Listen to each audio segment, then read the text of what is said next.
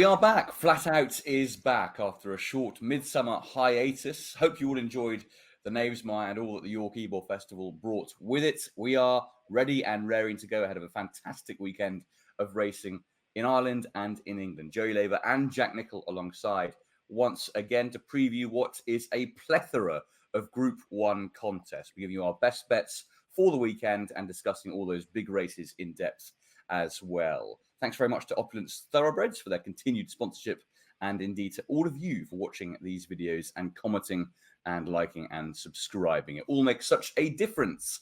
Right, starting off with the big race of the weekend, at least one of them, the 320 on Saturday at Leopardstown, is the Irish Champion Stakes, the Irish Champions Festival, as it has now been rebranded. This is one of the highlights of the card. Looks like a cracker. At the moment, we haven't got declarations, but King of Steel, Augusta Rodin, Alf Layla, Onesto, Alrifa, and Nashwa are all towards the top of the market for this. Joey, should be a cracker. Should be a cracker, Tom. I mean, I think obviously it's a very important race in kind of the global classifications, isn't it? It's run on often the kind of good ground before the autumn sets in and things change and it gets a little bit more, volatile in what you're expecting. This is like the last really kind of, I'd say, cracking festival. I mean, we've had a terrible summer in terms of ground. We haven't had the fast ground we've wanted to see some of the clashes and the kind of have the consistent form throughout the summer that we would have liked. But I think we've got a fantastic race on our hands, and I have to say it's one of the just standout races of the year. I mean, the mind goes back to the likes of Galileo versus Fantastic Light, which I have to say is probably, I think, the greatest flat race I've ever kind of seen, really, in terms of a real duel where it's gone one way and then the other all the way up the home straight.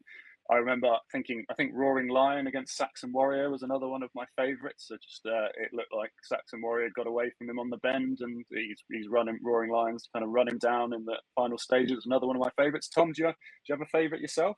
Irish Champion Stakes? I was always a huge fan. It wouldn't be necessarily the greatest race in the world, but I was always a massive fan of Snow Fairy, and I love what she did in the Irish Champion Stakes. And in recent years, I would say I really enjoyed watching Golden Horn against Free Eagle because it caused so much controversy with Golden Horn jigging off the rail. Free Eagle was coming with that burst down the center of the track, and then his momentum had to be slightly jinxed. So you never really knew what would have happened. Everyone afterwards that I spoke to said that Golden Horn would have won anyway, but I'm not so sure entirely. That would probably be my favorite in recent years, yeah. But it always delivers. And Jack, if we get the principles in this race, I reckon it should deliver again. It should do, yes, Tom. It is one of my favourite races, to be fair. There's quite a few I could rattle off quite quickly off the top of my head. Most notably would be, it'd be no surprise, the Fugue, one of my all-time favourite horse. She won it back in 2013, but there's been some great renewals. The Grey Gatsby winning some, as we like to watch it back, the commentary of that is a classic. And Almanzor, when he won it, I think, to be fair, in terms of all we're talking about, if all the principles turn up here, they very much did that year in 2016, didn't they? Minded was another serious filly. She was only third that year as well. And just a couple of years ago, St. Mark's Basilica, that showdown there, I think there was only 4 runners, but what a race that was as well. So we only had 4 in the Juddmonte just there last month, but hopefully it looks like there'll be a better turnout in this race. And it looks like all the main principles should turn up, shouldn't they? Yeah, absolutely. And if they do, Jack, who would you be most likely to come down as the winner? I kind of decided earlier in the week that I like Nashwa. I just thought, coming off that Juddmonte run, I mean, what price would Paddington be if he ran here? Do you know what I mean? Of course, he probably didn't run his race. He's probably starting to feel the effects of a long season. He's probably due a break. But as I say, if he'd kind of come here, he'd be a really short favourite, wouldn't he? Nashwa, she's actually been on the drift, so I do wonder if she's going to run now. So I would probably just wait for Dex. But as we know, Gosden won this with the Fugue, and he's won it since with Golden Horn, as mentioned, and Roaring Lion, which I echo what Joy says. That was a proper race. I really enjoyed that one. So he has a good record in this race. They definitely target it. And if I was pressed right now, I'd go for Nashwa. But as I say, I'd just like to confirm she's going to run. It is odd that she's drifted just a touch, which worries me slightly. Yeah, I'd be a little bit concerned about that as well. Joey, what do you think? The 3-year-olds or something of the older brigade? I think if you go back through that, a good 3-year-old wins this. Really, I think it tends to. The 3-year-olds have a really good record in it. I think you've got 2 really good ones in it this year. I would. Well, about a week ago, I was thinking King of Steel could really do the Champion Stakes double. I really like him. I think the drop down to 10 will really suit him. I don't think he's, it would be a backable proposition. Now he's kind of got, that was when Ace Impact and all those were in the race, and you thought that he's a nice price, around 5-1 or something. He was, I think. But so now we have to look at it differently. I do have a very similar feeling as I had before the Derby, just in my tummy. That just like, I think August Rodin's just one of those horses that might just always piss people off. Like he'll just be, he just has that sort of air that it'll just be his sort of thing that he'll come and win this, and then everyone will go, you can't back him, but it's just the sort of thing that the narrative, I think he's just got a bit of a narrative around him that he'll always just piss people off. So I can see that, but I'd be on King of Steel's side. Yeah, should be a proper race, I think. I like the progressive profile of Al Flayler. I don't think we've seen the best of this one yet, and Owen Burrows has done such a good job with this kind of horse, particularly this season and last season. They've really started to run for him. And I can see him stepping up to Group 1 and taking it in his stride. He's got to give a bit of weight to the 3-year-olds. Obviously, is a bit of a pain, but I love the way that he won the Sky Bet York Stakes last time, beating My Prospero. So I'm looking forward to seeing him. But for me, it's a bit of a watching brief. It's just such a good race. And the other one I'm quite looking forward to seeing back on English or Irish soil is Ernesto. And Frankie's been jocked up for that one. He's got Group 1 form in the book, and I thought it was a really encouraging reappearance at Deauville behind Inspiral last time, and he should come on for that. And obviously, he finished second in the race last year, so plenty to like and plenty of different angles to enjoy. The Denny was the moral winner last year, wasn't he? The Denny, I think. When we look back at it, probably Luxembourg isn't the absolute superstar people thought he was at the time. I just can't really see Ernesto winning, but maybe I'm wrong. I mean, I think you can't really knock what King of Steel's done this year, and he's a big lad, getting a bit of weight at this time of the year. I think, drop down to 10. I think he's been shaping like that'd be better for him, especially that burst of pace he showed in the Derby to break through. I mean, I think he's got a lot in his favour. Sorry, I just wanted to add that on the end. No, fair enough. And I think you're absolutely right about Verdani last year as well. And obviously, we know what he did after that and before that. Really top-class horse in his own right.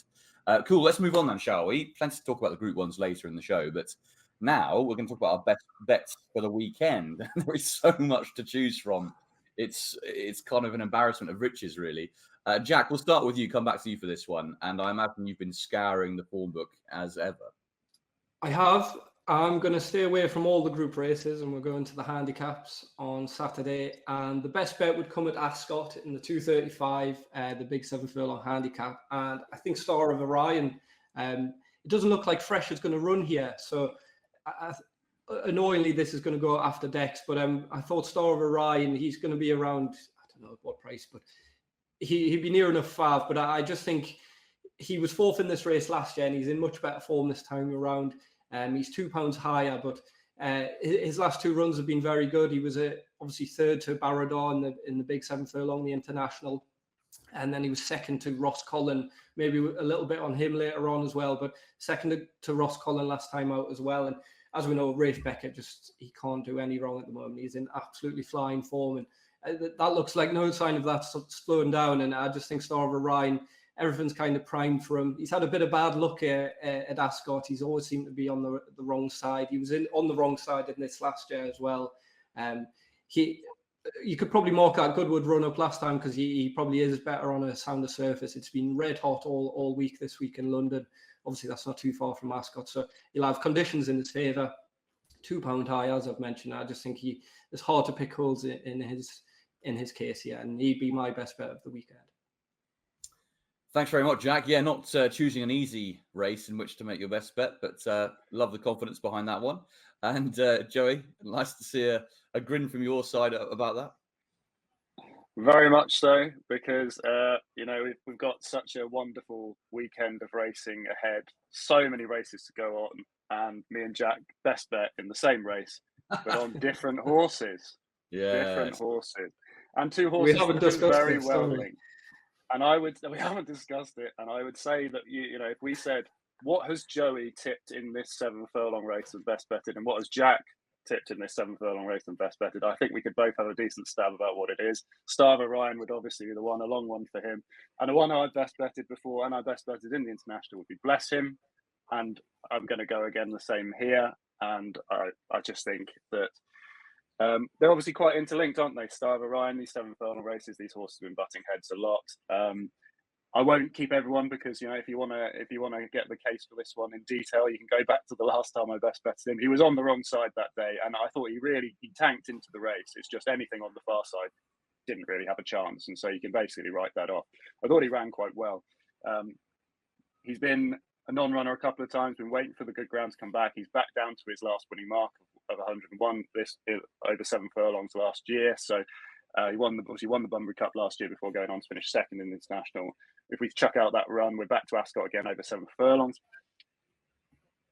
As I said, obviously ideally you would like to have Jamie Spencer on, but I do think that Hayley Turner does, in her strength, she does ride the straight course at Ascot quite well. She will come quite late with him. My big concern in this race is just a bit of a lack of pace. I think there's been a lack of pace in a lot of these 7 furlong mile races all the way through the year in these big handicaps, which is difficult for these hold-up horses. But we've got Kinnolt in there, hopefully. I've said obviously we're doing this before deck, so I'm hoping he'll be there.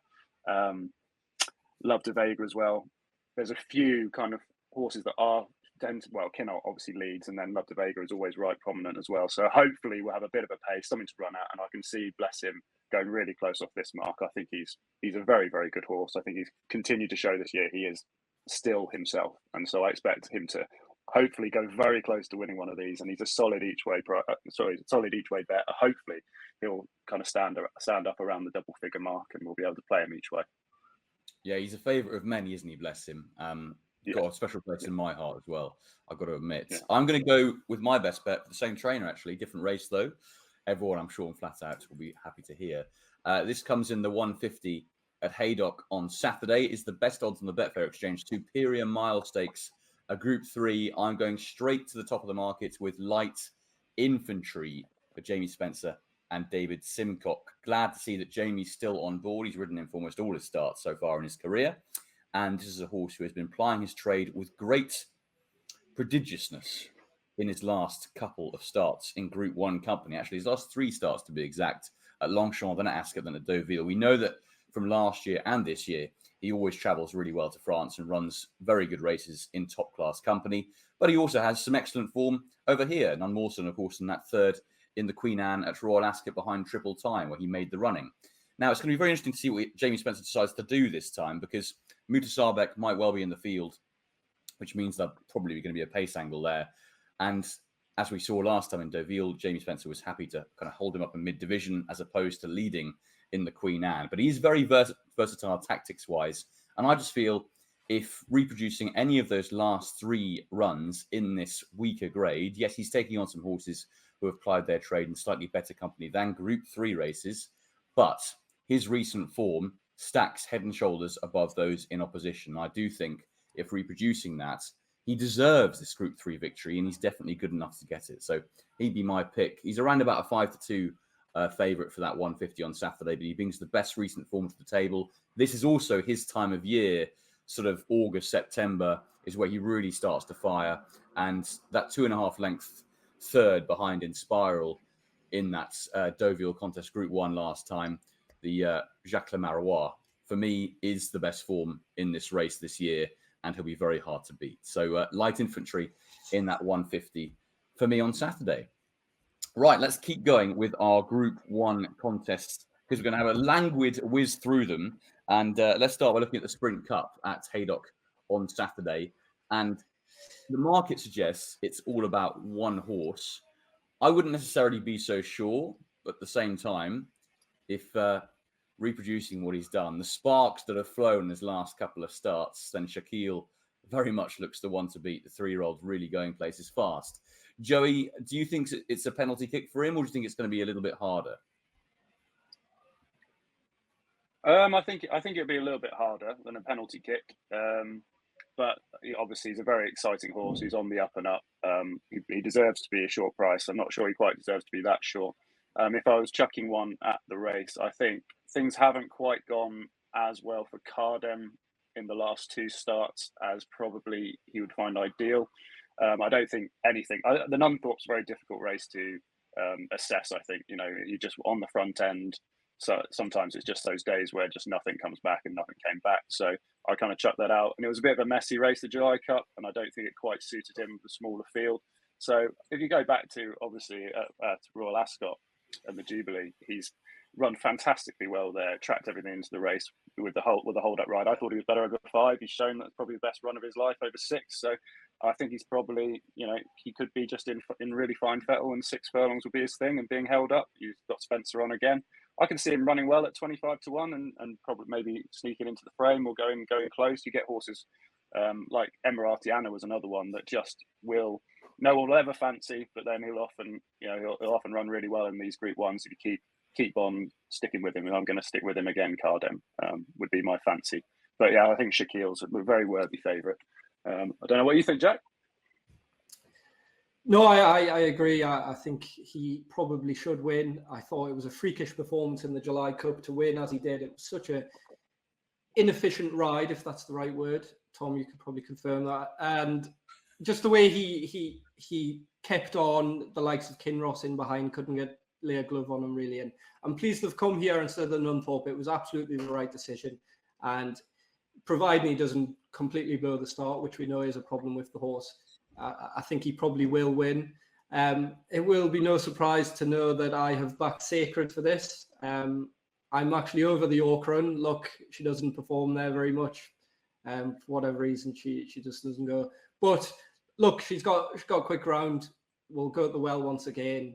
She owes me not much, so around 14 to 1. She'll probably be a little bit shorter after Dex, but look, we'll see what happens. It's more of a cliff horse at this stage, so not really much of a recommendation. But I just thought in behind Shaquille, Kinross obviously isn't going to run on the quick round. Then you've got Spycatcher at the time of recording at 10s.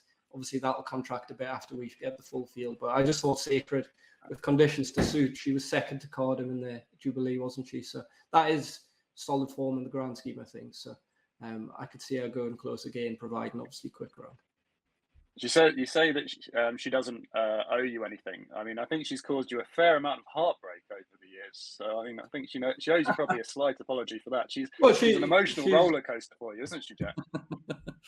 Well, I suppose, but she wins almost a race every 1 in every 3. She won at Lingfield, absolutely darting up. She was second, obviously, at Ascot. So we're still in front this year, and I'm happy to go at the well once again. She's a kaleidoscope of twisting emotions, I think would be the phrase I'd come from. Is old Sacred. That was which is actually just lifted. That's just lifted from FIFA, actually, which is just random. It just came to my head. Just came into my head. She is like that. Whoever said FIFA wasn't educational, eh? I know, exactly. Or a waste of time. It is a waste of time. It's a complete waste of time. I'm gonna say that. Well, I'm gonna go with what you said. I just mentioned the Nunthorpe, how good it is that he didn't run in that race. Couldn't agree more. I mean, if he'd missed the break even a touch behind Living the Dream, there's not a hope in hell he would have got anywhere near the winner. The way that they went in that race. I mean, they weren't coming back at York over that 5 furlong, 6 furlong trip anyway. Across the kind of week in the Ebel Festival, there's not a chance Shaquille would have got to the winner, in my opinion. I think you'll win this. Sorry, go on. Sorry, Tom. Please carry on. No, go on. Okay. I was just saying that I think that freakish performance that he put in the July course. I mean, on the dips there, I do think you can get that sort of thing where it's hard for horses to kind of just peg you back. They're constantly getting unbalanced. This flat track at Haydock, we'll learn a little bit more about him, because I think it'll be really interesting to see against a high class field as to whether he can run as inefficiently when he is going to be able to be shot at a little bit easier from behind, I think. But obviously he could just get away. If he's that much faster than him, he could just get away on the flat track and it'd be gone. But if there's any sort of hole in him, I think you'll be able to run him down here probably a little bit easier than July course, where you're always up and down and you can see them never quite getting balanced and be able to get after him. But that's just a thought. Yeah, and I think you're absolutely right as well, Joey, that weirdly enough, even though he's proven himself in Group 1 so far, we are actually still learning about him. We haven't really got to the bottom of it. We don't know how good he really is. And the fact that he's been missing the break on his last few starts suggests that there are a few quirks there. Is he kind of doing it on purpose to give himself a bit of a challenge in the race itself? Who knows with him? He seems a bit of an odd customer, but he's obviously got talent in bucket loads. I think he'll win. I don't think it's particularly as strong a renewal as perhaps has been the case in the past. Kinross isn't going to run in it, so you've got Spycatcher and Millstream second and third in the betting. I know Millstream's progressive, but for me, they wouldn't be necessarily Group 1 performers, and they have got to prove themselves at this level. The one that I thought that might sneak into the places each way is Lazoo. Good to see her bounce back to form last time at Newmarket. She's a better filly than listed grade. She should be a good horse there last time. And Rafe Beckett is nominated this one as his main contender for the race. So I'd be interested in her at a decent price each way, around about 16, 14 to 1 Lazoo. But I think Shaquille will win on Saturday and cement himself as the top sprinter of the year. It'd be great to see.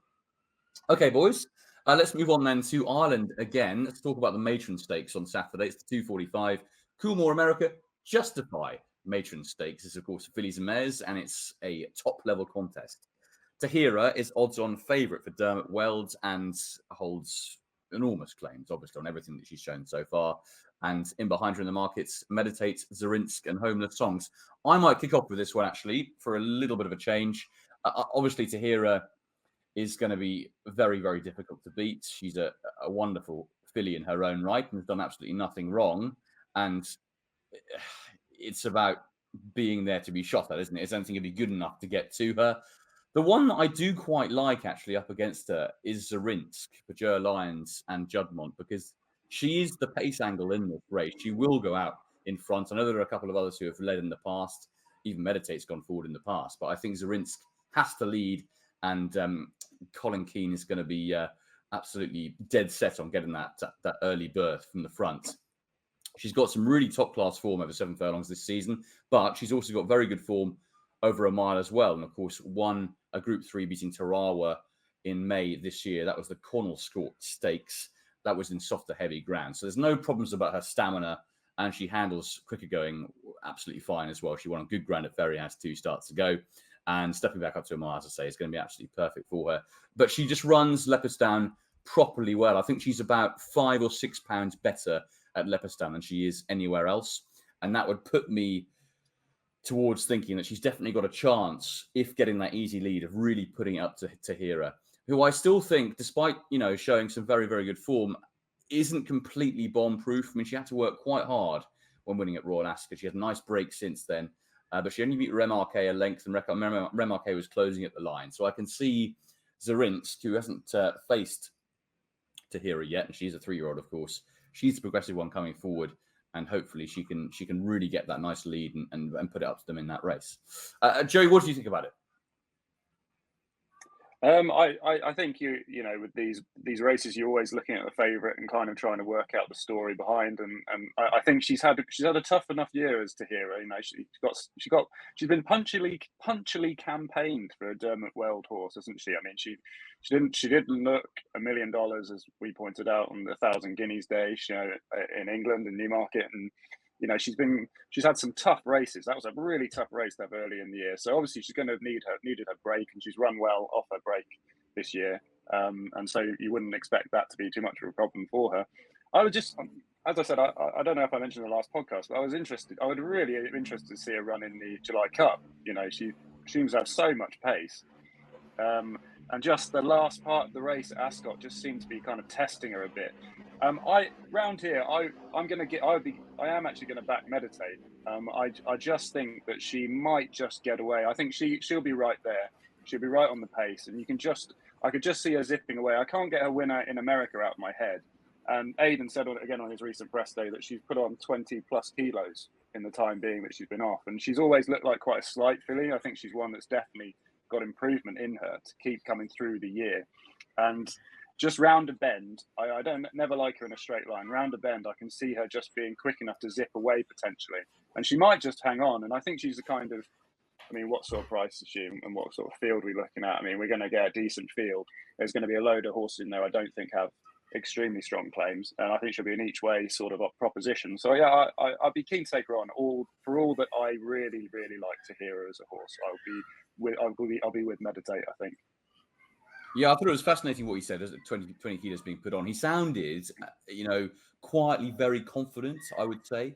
ahead of that race, and he definitely thinks Meditate has come on and is back in top form. So be interesting to see how he gets on for sure. Jack, are you with and Tahira? round a left-handed bend, Yeah. bend as well, being a thing. I think it's the sort of thing that she could zip away because she's a fast horse herself. So yeah, she could be Over to the Jack. one. She could be the one to put up to Zarinska from the front for sure. Jack, what do you think about the race? I think we can keep it pretty brief and just say Tahira wins. I think she's by far the best filly in the race. And she's naturally, I think it was always the plan to give her a mid-season break. So obviously the Newmarket Group 1 to come in October and then the Breeders' Cup Mile. I think this has been the plan for some time. And I expect her to win, to be honest. And at odds on, it's a prohibitive price. I'm not going to have a bet, but I just think she's by far, it's very hard for me to see her Meditate reversing that form, especially on a stamina track like this. It's a stiff old finish at Leopardstown. I think if you wanted one at a bigger price, I'm not sure if she's going to run. It looks like she probably will, but Road Millennium back on a sounder surface.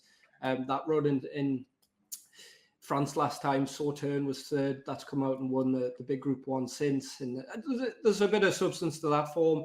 And I think at the prices, she was around 16-1 before. Dex obviously been a bit short since, but I thought if you wanted to get a little bit of value, she was probably the one. But I just think Tahira's far too good for these. Okay, lovely stuff, guys. Onwards we march with our Group 1 Wellington boots to Sunday. And the Curragh, let's go to the Flying Five.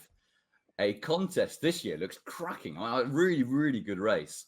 I do feel it's one of those contests that's taken a little bit of time to find its feet in the calendar as a Group 1 race.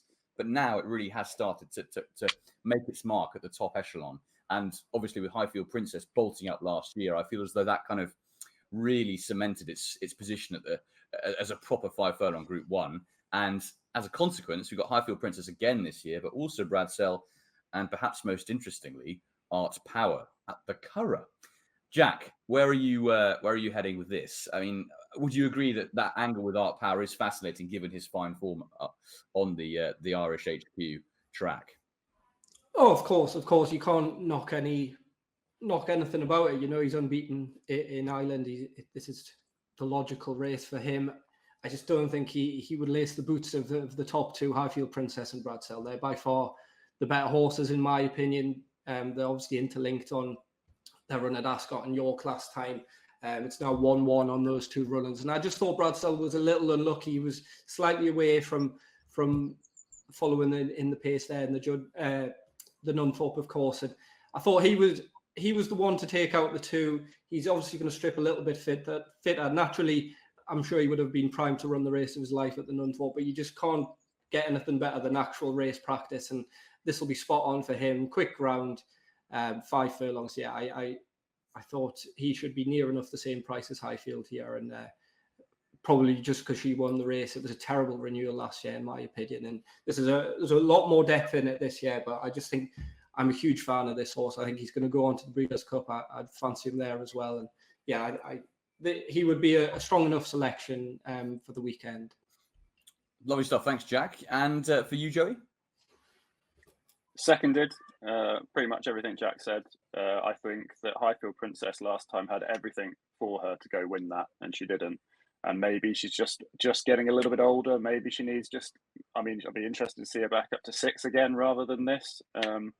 But obviously it's stiff enough. But I thought Bradsell, as Jack said, drawn away. But I think he fired about the fastest sectional in that race, I believe, or at least an extremely impressive one, and made a move that was probably the most, highest talent bit of that race. He flew into it and then just didn't quite manage to see it through because it took a fair bit out of him. So yeah, I'd be with him here. But I wouldn't be betting. I don't think it's a betting race particularly. I just would favour Bradsell. Yeah, could well be one to watch, couldn't it? I'm just going to go with Art Power as a token selection, really, just because his current form is so much better than anything else he produced in the last 2 years. Every time he goes there, he wins and wins easily. And although this is a lot harder than the Group 2s that he's won in his last couple of starts there, I think he'll put it up to them. I do, over that 5 furlong trip. I think he'll be bang there or thereabouts at the finish. And I hope he wins. It'd be great to see him get a proper Group 1 prize, Art Power.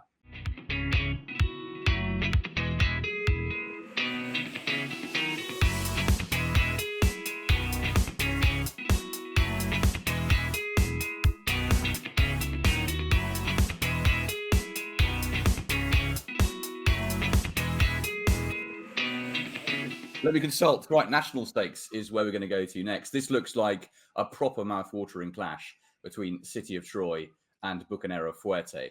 And if they both produce their best, it could be a cracker. I'm more inclined to think that City of Troy might just be a different class to Bucanero Fuerte, but we shall see. Joey, what do you make of it?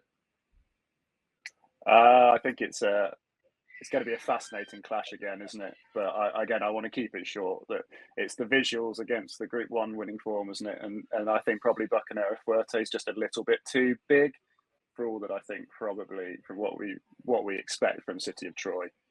He looks like a real superstar. So it probably puts me off just having a bet. But I think everyone is a bit too quick to dismiss horses that have really performed at the top level. I think Bucanero Fuerte's done that, and so he probably deserves a little bit more respect than 11-4 he's getting 5-2. But yeah, I think City of Troy will be very strong on the day. It looks like a superstar. Yeah, he certainly does. Actually, a pound superior official ratings wise is Bucanero Fuerte over City of Troy, but at the moment about 4-7 for City of Troy and 11-4, as you say, for Bucanero Fuerte. Jack, do you see it being between the two? And if it is, who wins? It is between the two, and I can guarantee you there won't be a pound between them after, because City of Troy will destroy him. Look, that performance at Newmarket was sensational. It would be nice to see him confirm that. I think he probably will. At the prices, of course, it's a no bet, but you just hope we see another superstar performance, and I hope we will, yeah. And I think we will. Yeah, I tend to agree with you. I know we need to give Bucanero Fuerte respect given what he's done so far, but I do think we've seen a bit of a superstar in City of Troy at Newmarket. So hopefully he can continue. It was a very impressive performance last time from Bucanero Fuerte. He's not like, I agree with you. I think the City of Troy will win this race, but he's not like a mug. That's a decent level he's run to. It's more over 7 as well. That I think they're probably just stretching him to try and obviously to get see if he's as a stallion prospect. Yeah, and then maybe a Guineas prospect. I just think City of Troy, it's going to be a more natural test for him, and I think they're just going to be stretching Bucanero a little bit as well. I mean, he's beaten the Vintage Stakes winner 6.5 lengths on the snaff at Newmarket last time. You know, that form stacks up really well, and it was visually so impressive. And let's not forget, it was just his second start, so you'd expect way more to come. And as you say, Jack, he's got that 7 furlong trip up his, proven already. So he's got that over Bucanero Fuerte as well. But I agree. I like Hartem a lot. I like him a lot. But Hartem's no superstar, is he? Like, he's just a decent 2-year-old. Like, so I know he's going to win at Goodwood, but he hardly call that a race for the ages for that race, would you? No, absolutely you wouldn't. But at the same time, when City of Troy's seen him in a different car park.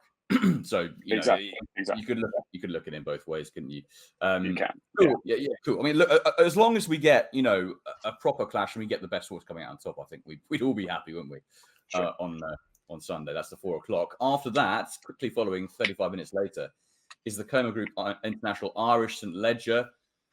We just deleted the Moigler from the card, I think, haven't we? We just deleted it. Well, to be fair, I don't think I mean all I was going to say was Ylang, move on, but yeah, we don't need to talk about it. No, we don't need to talk about it. There's too much Moigler chat being flown around here, and that's probably my fault.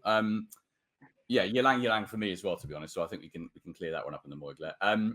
Cool. Let's go to the Irish St Ledger, and if we can talk about the likely favourite Kyprios, who's obviously making his return from 344 days off the track.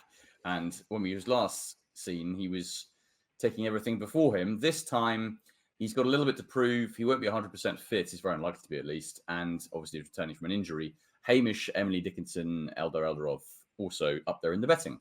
And Jack, I suppose a lot depends on what Kyprios turns up here. It does. God, you'd be a brave man backing this horse at 5-2. He's been off nearly a year. The vibes are that as Joey was saying earlier, that he nearly died. I didn't know it was that serious. I just thought it was a career ender, to be honest. It's great that they've managed to get him back on track, and they've obviously done a wonderful job. But as I say, you wouldn't be going near him, to be fair. But Hamish isn't going to run because it's going to be quick. Emily Dickinson looks like a real plodder. She probably wants a bit of ease in the ground. And then you're looking at Eldarov, who you wouldn't trust him as far as you could throw him either. So, God, I don't know where you'd even start in this, and then you're 20-1 boss. So it's a fascinating race in terms of a betting proposition. God, I really don't know. Probably Emily Dickinson. I think, as I say, she probably wants a bit of ease in the ground, but if pushed, that's probably the way you'd go. She's the one who's kind of been on the go all season. She kind of turns up at all the big days. She has ran on quick round in the Gold Cup. But that was over a good bit further than this, obviously, as we know. It's not a race for me. I'd imagine Ryan probably will ride Kyprios just as a stallion proposition as well. That's probably why you would have to ride. But it wouldn't surprise me at all if Emily Dickinson just had that fitness edge, and it's just going to fall into place, I think, for her maybe. Okay, interesting comments. I'm inclined to think that Hamish might be the one to beat here, just because if you look at his run in the race last year and beaten 3/4 of a length by Kyprios, 7 lengths back to search for a song in third, and that was a Kyprios at the top of his game. If we don't get a Kyprios at the top of his game this year, Hamish, I think, will take advantage. And people often say, "Oh, we need a bit of cut in the ground." Well, it was yielding at the Curragh last year, and I think he'll be a tough nut to crack if performing to the same level this year. Joey, what do you think about it? Well, I just don't think he'll run, Tom. To be honest, I mean, you have to listen to Maureen Haggis's comments all year, and she's just, unless it's properly soft, unless it's got some cut in it, he won't run. Like, I mean, it's currently good ground there. I just can't see it happening. But you know, maybe he will, but I just don't think I see him at his best either. I'm going to pray to the rain gods. You won't need that much rain. I mean, it's good ground now. I just need a little bit, I think. But, yeah, there are thunderstorms around, so I can imagine them leaving it to the last minute, because it is one of those weekends that currently looks set fair, but it could easily just go tits up and piss down with rain out of nowhere. So maybe you'd be saved. But for me, I'm interested in Jack's thought process, and I'm not taking the piss here at all. I'm just saying that for me, I would much rather back Kyprios on Sunday than Desert Crown for the King George, because I think Desert Crown proved himself to have all sorts of injury problems all the way through his life. Turns up for one of the most competitive races we've seen in that race for 10 years, and Jack fancies him at 6-1, but he doesn't fancy Kyprios coming back to this with Aidan saying he's fine and fit to beat a load of 2 mile, 2.5. Well, sorry, not 2 mile, 3 mile hurdlers. Basically, he's going up to beat here. So, I mean, I would much rather be backing Kyprios and Aidan O'Brien in this than Desert Crown at 8, 9, 10-1 in the King George. I'm sure I'll give Jack the right to reply, but I also don't really worry too much about Aidan's ability to get me fit at home either. Like, I think he'd be coming back to this because he'd be ready to go. Like, you know, they don't have a problem getting themselves sorted out there. He wouldn't be running in this race unless he was going to be near his game. And yeah, so I'd much rather be taking 5-2 than the aforementioned case. Though I'm sure Jack will have a very strong rebuttal for that. No, I mean, look, it's a game of opinions, isn't it? As I said earlier, you're a braver man than I to get stuck in. There's no way this is going to be the main target. You've got the race in France that you won last year. Ascot at the end of the season on Champions Day as well. That looks a real nice spot for him to be primed for. It's not the be all and end all for me. I don't think he's certainly not going to be fully wound up. But you got a horse that's basically got how many? I mean, that's a lot of ones next to his name there. That's a lot of ones. I'm sure he's run slightly below par, slightly underfit before and managed to win. And I don't think this is going to take much winning. Well, that's fair enough. But these ones have all come before this injury. I don't actually know what he did, but it must have been very serious to be life-threatening. And just to come to Desert Crown, I think he got an infection in his joint. I think that's what often gets to the point where it threatens their life, because it starts going around their blood system, around the system, through the joint, and then around the body. The infection spreads, and then you can lose them fairly quickly. So he had a pretty serious thing, but it's not like once he's recovered from it, he's grand, you know. I'll be happy to let you get stuck in there. Fair enough. Back to onto Desert Crown. You're going to say something about Desert Crown? I just think, look, there's a touch of hindsight there from you. Obviously, we know he's been pulled out of the Juddmonte. Tom, you spoke to William Buick the week before the Juddmonte, didn't you? He was on course then. I think there's a bit of a unfair reputation now attached to this horse that they were kind of dodging. He's doing more damage to his reputation as a stallion by missing these races, by actually running and getting beat, in my opinion. So I think it's just very unfortunate that he has been ruled out of 2 races. You go back to his Sandown run, he's been beaten by Hookham. There's nothing wrong with that form, as we know.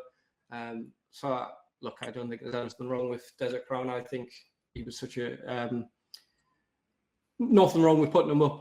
I mean, at 6-1, I think he was an excellent Derby winner, and look, his form was rock solid. So. I do think Hamish will run in this race.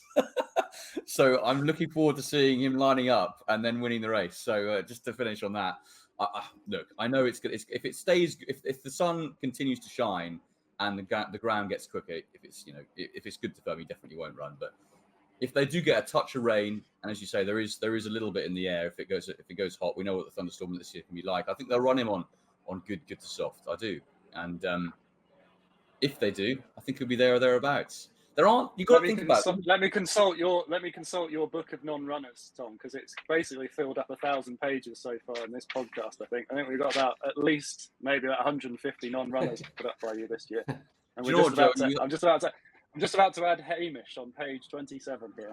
Does he go on the cold case? Does he? Look, lads. It's either non-runners or 14-1 winners. So you can get one or the other. Yeah. That's it. Fair enough. He has one 14-1 winner, and he joins the conversation. Yeah.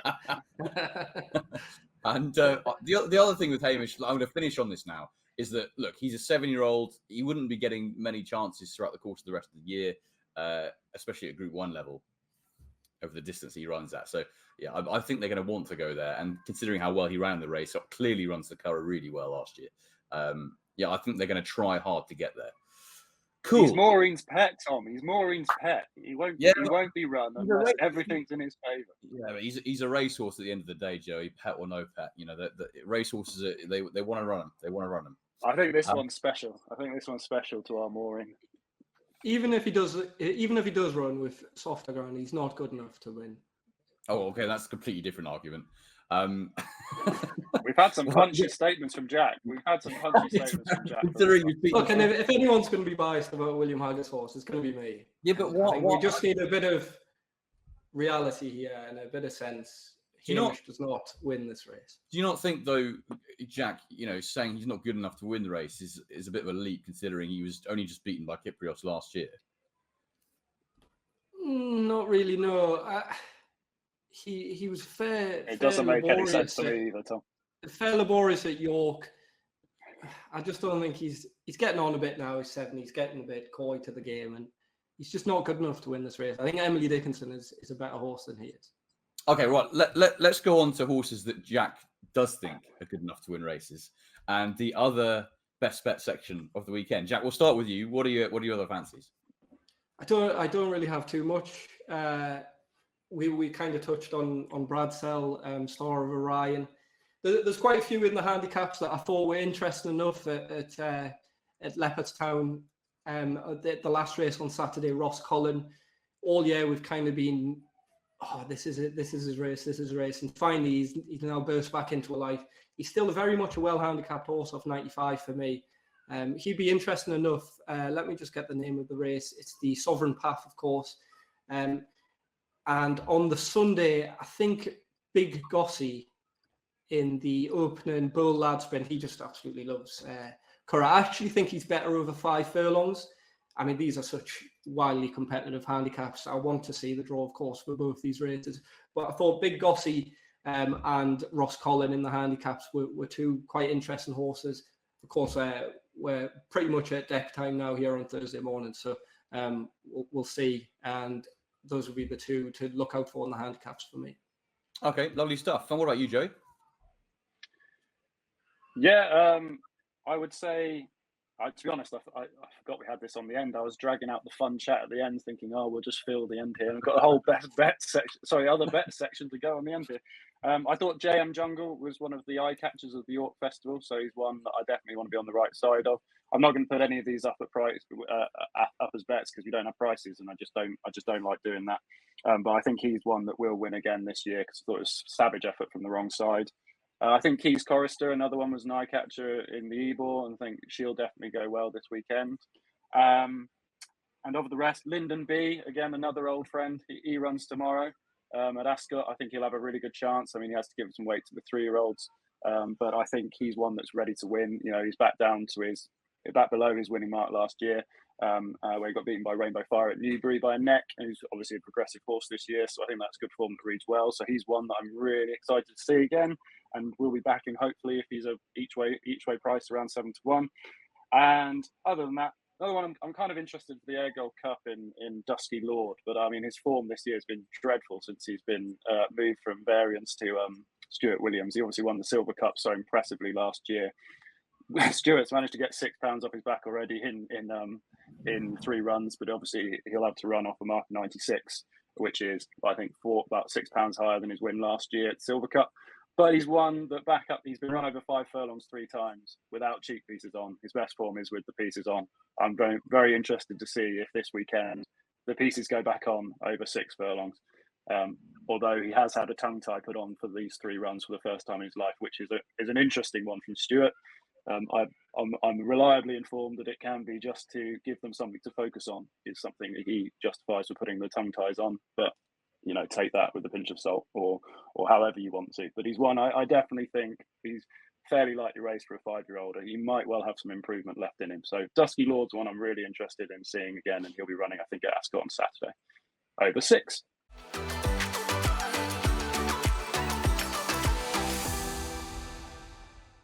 So much to enjoy this weekend. I genuinely cannot wait. I'm going to be sunning myself in Spain and hopefully be able to catch some streams and all the action from Ireland and in England as well. So much Group 1s, so many Group 1s to look forward to. I think it's going to be a cracker. And hopefully we've pointed you all in a decent direction for some winning bets along the way as well. Go on, Joe. I think I sent you. There's been some serious movement on your camera during this podcast, Tom. It's been up and down. I think I'm going to have to go and have a little lie down. It's my genuinely felt like I've got it balanced. It genuinely felt like you've been giving this whole podcast from like the International Space Station. There's been that much movement on the lens, you know. I apologise. Hopefully everyone at home hasn't got too giddy. Lovely stuff. Cheers, guys. Thanks very much again to Opulent Thoroughbreds. And remember, please do gamble responsibly. Gambling at the end of the day should be fun. And when the fun stops, do stop. That's it from us. Join us again soon for another edition of Flat Out. But for now, it's a very, very warm goodbye.